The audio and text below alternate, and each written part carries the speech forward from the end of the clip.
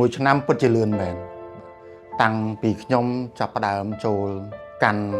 តំណែងជាប្រធានក្លឹប Rotary ភ្នំពេញ Central មកដល់ឥឡូវនេះលឿនមែនតើបាទលឿនមែនតើតែដូចខ្ញុំដែលបានសន្យាកន្លងមកអញ្ចឹងបាទយើងតែងតែបន្ត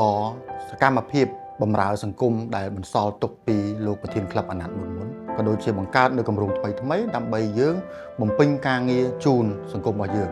បាទឆ្លៀតឱកាសនេះតែផងដែរខ្ញុំសូមគោរពថ្លែងអំណរគុណដល់មិត្តភ័ក្តិបងប្អូនក្រុមគ្រួសារនិងសប្បុរសជនទាំងអស់ដែលបានចូលរួមជាវត្តមានចូលរួមជាកម្លាំងចូលរួមជាថវិកាជាមួយនឹងក្លឹប Rotary ភ្នំពេញ Central របស់យើងក្នុងអាណត្តិនេះដែលជាអាណត្តិឆ្នាំទី120របស់ Rotary ឆ្នាំ2024-2025នេះខ្ញុំក៏សូមអរគុណជាពិសេសជូនដល់ភរិយាជាទីស្រឡាញ់ដែលបានផ្ដល់ជំនួយទាំងស្មារតីទាំងកាយកម្លាំងចិត្តកម្លាំងស្មារតីធ្វើឲ្យមួយឆ្នាំកន្លងទៅនេះពោពេញដោយអនុស្សាវរីយ៍ល្អៗបន្សល់ទុកជូនទាំងអស់គ្នាបាទ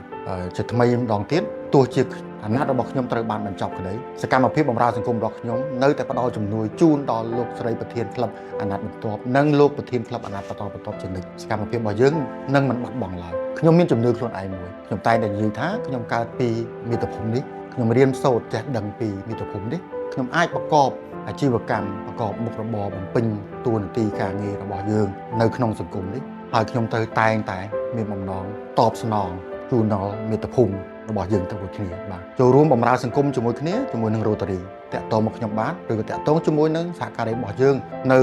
តែជាសមាជិករបស់ Rotary ទាំងអស់នៅទូទាំងប្រជាជាតិកម្ពុជាបាទសូមអរគុណ